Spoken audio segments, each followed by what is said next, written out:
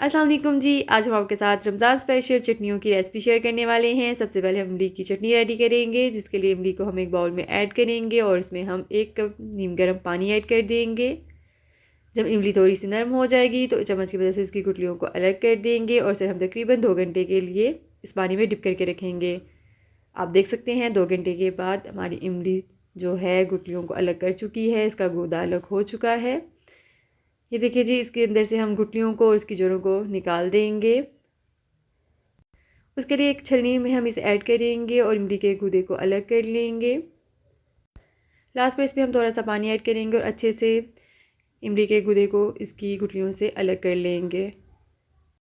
और इसके साथ साथ जो लोग मेरे चैनल पर नए हैं, मेरे चैनल को ज़रूर सब्सक्राइब कर लें, वीडियोस को लाइक करें, बेल आइकन को ज़रूर प्रेस करें।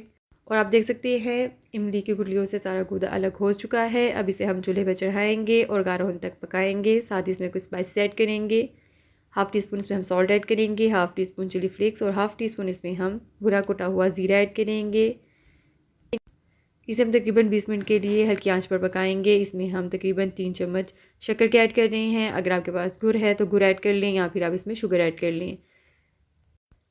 और जब चटनी अच्छे से गाढ़ी हो जाएगी तब इसमें लास्ट पे बिल्कुल हम 4 मगज़ ऐड करेंगे।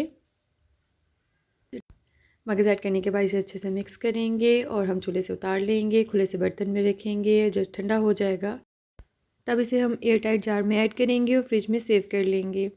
अब हम ग्रीन चटनी रेडी करेंगे, जिसके लिए धनिया, पुदीना, एक छोटे साइज़ का प्याज, टमाटर, 1 लहसुन का जवा और 2 अदद इसमें हम सब्ज़ मिर्ची ऐड करेंगे। हाफ़ टी स्पून इसमें हम सॉल्ट ऐड करेंगे और हाफ़ टी स्पून इसमें हम ज़ीरा ऐड करेंगे। इसे अच्छे से ब्लेंड कर लेंगे और जार में ऐड कर लेंगे। आप लोग ये चटनियाँ ज़रूर ट्राई कीजिएगा और मुझे दुआ में याद रखिएगा। मिलते हैं नेक्स्ट ऐसी ही मज़ेदार सी रेसिपी के साथ। तब तक के लिए फ़ी अमान अल्लाह, अल्लाह हाफ़िज़।